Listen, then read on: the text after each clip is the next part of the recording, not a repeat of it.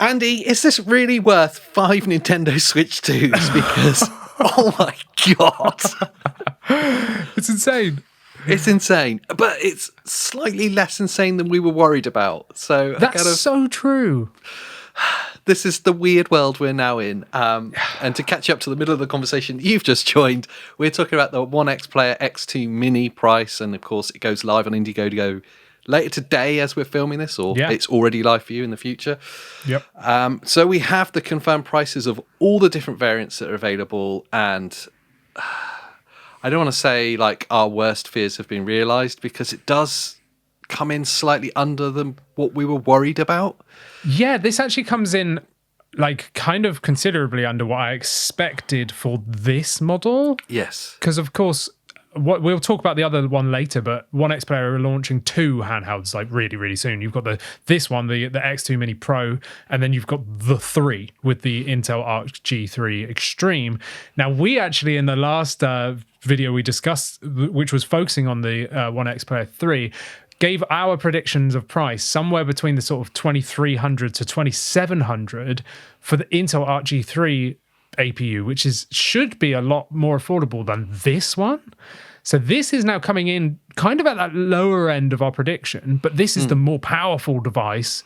So it kind of gives me a bit of, I don't want to say it gives me hope, because these are silly numbers that we're talking about. Like, this is just stupid pricing. But I mean, it's not as bad as I expected. It's not as bad as we expected. To fill you in, the starting price on this is $2,399 for a 48 gig with 1 terabyte of storage. And it goes up to with the non-liquid cooled edition up to $2,799, so $2,800. Yeah. This is insane what the numbers are talking about. And for the liquid cooled editions, it starts at $2,459 and goes up to $2,859. Yeah. And the variation there is obviously its memory and storage configurations. Yeah. Up to 64 gigabytes of memory and 2 terabytes of storage. That's quite shocking to me, because previously we've seen these high-end manufacturers going as high as like 128 gig. You know? So they've gone like 30. Oh no, sorry, it's 48 gig base line. 48 gig base. Yeah. And then up to 64, and that's it. They've capped it there. It's weird that they've started it at 48. Yeah. Where's the 32 variant? Yeah, because we know that 32 is a really good sweet spot for handhelds. It gives you the best kind of combination, especially considering that memory is the big price divider right now. Yeah, so why not give a lower memory configuration? Maybe they're saving that for the Intel Arc G3 Extreme to make it even more enticing. Oh, that's a really good shout. Yeah. Yeah, because if they do that and it comes in and it's like $1,000 cheaper, I mean, it's wishful thinking, but oh man, if it comes in at like $1,399, like that'd be insane. It would be. Give you an idea of how much things have changed. The GPD Win 5 launched. When did that launch? 6 months ago. It was sometime last year because of this whole thing of they're like, oh look, it's available, but actually it doesn't become available for like another 6 months. I don't actually remember when this thing launched, but I want to say 2025. Yeah. It was end of 2025 for certain. 1650 that launched for, and that was obviously before the memory kind of madness that we were in. And that was with a 2 terabyte drive, not a 1 terabyte, and it was 32 gig as well. Yeah. So roughly like $700 cheaper, something like that. And the GPD Win 5 had a better APU as well. Yeah. So it had the 395. Yeah. This is obviously the 388, which is less CPU cores, yeah, which in like truth half. for gaming is fine. Yeah, absolutely, yeah. Focusing on the GPU side of things is better. It's what the G3 Extremes, what they're doing there. Yeah. But I will say, ONEXPLAYER have been keen to stress that this isn't a gaming device exclusively, that this is a multi-purpose thing. They're really pushing for that multi-use case, yeah. And I get it. When you're talking about like $2,500 for a device, it needs to be more than just gaming. That's true, but then why change it to the 388? Exactly that. Yeah. Exactly that. Why remove some of the CPU cores? Yeah, which is like just saying that they're focusing on gaming, but the marketing is like, we're not focusing on gaming, but like, we've cut the CPU cores in half. So if you want to do CPU intensive stuff, then it's not going to be as good as what they originally marketed it at as the 395. No. I know that there was some creators that were putting out videos about this saying that it was going to be the more affordable when we're looking, especially looking at the G3 Extreme version that's going to be announced. The ONEXPLAYER 3, yeah. There was going to be the more affordable of the one that's on the market. Yeah. When I look at the price of this, I struggle to see how that's going to be possible. Is it going to be $1,000 cheaper for the Intel version? No. Of course it's not. No, it's not going to be 1,000, is it? And we know that MSI are aiming for $1,500 for theirs. Yes. Likely to be between $1,500 and $1,700. Looking at this, again, I'm just trying to focus on that base starting price of like $399, $2,400, right? If MSI with the MSI 8 EXAI EIEIO is coming in at, like they want to hit 15, but let's say it's 1,700. If ONEXPLAYER can get the Intel Arc G3 Extreme down to like 1,999, like just under 2,000, then it would actually be quite compelling if the MSI is at like 1,700, because 300 more leap to get a massive screen upgrade, like that is actually going to be pretty crazy. It's a fair point, because that was a similar-ish kind of price gap between, let's say, like the Xbox Ally X and the Lenovo Legion Go 2. Yes. Same processor, slightly more RAM and the OLED screen. Yeah. It's a similar gap, isn't it? Yep. And it was a similar gap in price. And that was easy. I mean, it was easier to justify because you're talking about $1,000 rather than $2,000. But that gap is justifiable if you're in the market and you've got the budget. Going an extra $300 to get an OLED and more RAM, it's like a no-brainer at that point, isn't it? Well, if you start looking at, I'm glad you brought up Asus, because if you start looking at the X20 and then potentially the ONEXPLAYER 3.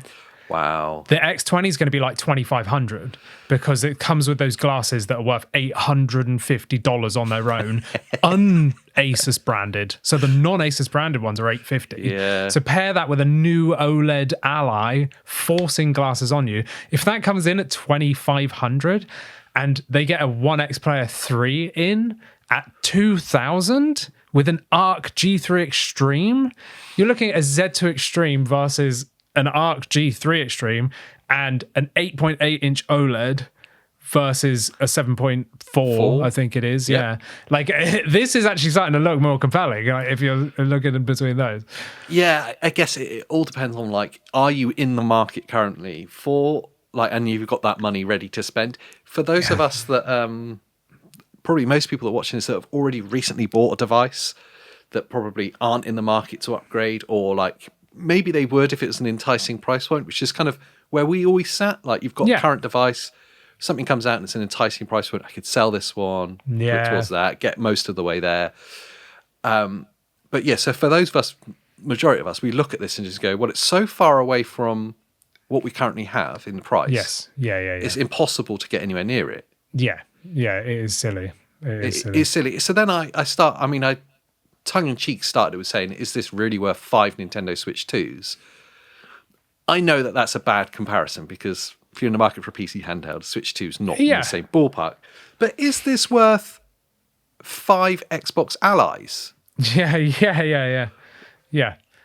It is crazy, isn't it? Like, you could literally buy like a Series X and an Xbox Ally and a subscription, a year subscription to GeForce Now. Yeah. Like, and still be well under this price point. Yeah.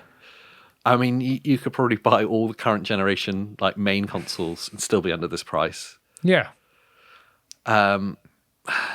It's difficult, and I know these companies like ONEXPLAYER and even like the PC manufacturers can't really subsidize the price like Nintendo can or Xbox can. But as consumers, we're not concerned on how they come to the price. We're just consumed on getting the best value for our money, aren't we? Yeah. And so you look at this and go, I don't know. And to top it off, on the I don't know who's going to buy it. It's Indiegogo as well. That's the thing, isn't it? Like, how long are you going to have to wait? On top of that, how long shipping once they're ready? On top of that, what's import tax and customs like? You know, like, because you're going to have to pay on top. Yep. And especially if you're in Americas, where's this thing made? Like, are you going to be paying, you know, the you were paying stuff? import on that. Yeah. So it's just like, this thing's going to become extremely expensive, as well as the One X Player 3. You know, and if you've already sat there with something like an Xbox Ally X or Legion Go 2, like, is it really worth like maybe 3 times the amount that you might have paid for it 6 months ago? No, I don't think it is. You're going to be adding at least 20% on to import this. Oh, at least Consider that $2,400. So you're adding on another $500 to import it. Yeah. Yeah, crazy, isn't it? It's crazy, yeah. And it's not their fault. It's not their fault that that's the situation we're in. No. We saw from Asha Sharma doing her like business thing that components have doubled in cost twice since in the 100 days she's worked at Xbox, and are likely to be 5x by the end of next year. So it's everyone, and these smaller companies can brunt less of it. But as consumers, you look at it and go, I struggle to understand how it justifies its price and its place in the market. Yeah, that it's just for the elite, isn't it? That's all it's for. And again, if you've got the money and it's disposable to you, then these are going to be brilliant devices, I think, because again, they're using the Legion Go 2 screen, and whether you opt for the X2 Mini Pro here, which is the like more powerful variant, or the One X Player 3, which goes live on Indiegogo on the 23rd of June this month. So we don't know the prices yet of that. But if you've got like serious disposable cash, these are going to be like the best in class. Yeah, 100%. You know, best in class by far. But for us average poor people, it's a bit of a reach, you know. What does it mean for the One X Player 3, do you think? The Intel Arc G3 Extreme version? I'm really hopeful that if they go for like even a 24 gig to start with, 24 gig or 32 gig, if they can bring the RAM down and do like a 1 terabyte starting point, or even a 512, you know, do a 512 to start with, just to bring those costs down that One X Player have no control over, then they might be able to really become competitive. If they could get it like $1,800, let's say, and then the MSI launches at $1,700, man, I would be stumping up $100 extra and getting a One X Player for that screen. Yeah, for the screen. And I would risk all the like potential like RMAs and all that kind of stuff, just because that screen, because I've got one, a Legion Go 2, that screen is literally perfection. Yeah. So it's brilliant. So I would totally be doing it. And I kind of have hope, just because this starts at 2,400. I want to see the One X3, the One Player 3, coming in under 2,000. Yes. If they can bring those starting prices, let it go up to silly numbers by putting more RAM and more storage in it. But if you can like 24 gig or 32 gig of RAM and a 512 storage, then that would be incredible. It's when I look at like what Acer are proposing with the Atlas, that like lower configuration of RAM. So I think it's 24 gig if I remember rightly, but slightly slower as well. It is, yes. So those little compromises to bring value, I think would be an open goal for One X Player with this. Yes. Like you say, lower storage, lower configuration, slightly slower RAM, anywhere where you can shave $50 here and there off the starting price. Yeah, totally. Because the closer they get to the MSI claw, the more compelling it becomes if you're in the market. Absolutely. And I'm all for these like niche, like high-end companies. But if you could make it a little bit more accessible, like the starting point, and then, if you've got cash and you're like, oh, I'm not having 24 gig of RAM or slow RAM, whatever, well, then that's fine. Like, you pay for the extra variant. They're not making one SKU here. Like, there's going to be loads of them. So if they could bring it in cheap enough for, like, most people to maybe stretch to, then I think they'll solidify themselves more, But it's still hard to, like, talk about these numbers when, like, 8 months ago, we would have been looking at a device like this thinking 1,200. Do you know what I mean? Yeah. Or Well, 1500. You know, we like, brought up the GPD Win Yeah. 5 for that very reason. It was 1650 when it Yeah. launched. Yeah. And I remember looking at it and going, whoa, no yeah, way. me too. Yeah, me That's too. insane. Yep. Now that looks like incredible value. Oh yeah, yeah. It's just madness. Yeah, it's madness. And so we go back to the One X Player 3 and what it means for that, because I'm excited to see the G3 Extreme on the market. Yeah, me too. I don't know. The problem as well is like to try and recommend it. That's also Indiegogo. That goes live on June the 23rd. Yeah. Even if it is well below 2K, you're pre-ordering it now in the hope that it arrives at the same cost in a few months' time. Yeah, and you don't really know what the turnaround is again. You might pre-order it June the 23rd and you might not get it till like November or something. You know, whereas the MSI Claw EX comes out or supposedly is available from the 23rd as well. That's probably going to be with you a lot quicker. I don't expect it to be like available now on the 23rd, but I reckon pre-orders will open at least on the 23rd, and it might be like a couple of months wait. Yeah. So it should be a quicker turnaround. What I am interested though is because both of these, the One X Player 3 and the MSI EX, let's just call it, they both go live on the 23rd. So we'll see pricing like same day. And that's where I'm really interested. And I wonder if we start to hear about Acer as well. Sorry. Yes. With the Atlas. Because obviously that's got the G3 Extreme in it as well. Do we start seeing the price of that at the same time? Because Intel were keen to stress that it was the end of June that these devices will be available, wouldn't they? Yes. Well, I know One X Player and MSI have said, they've literally said the 23rd. I don't think there's been any word on Acer yet. No, so it might yet. be a little bit late to the party, but hopefully it can steal the crown with it being the most affordable one. Yeah, absolutely. It's madness, it's crazy, but it's better than we thought. Yeah, like twisted, weird, warped, alternate reality that we live in. When I saw this go up at the weekend, I was like, I'm not sure how I feel about it, because it's still mad, but it's still under what I thought this is going to be at. So I'm kind of relieved. Yeah. Weirdly relieved at a handheld being $2,500. That is absurd.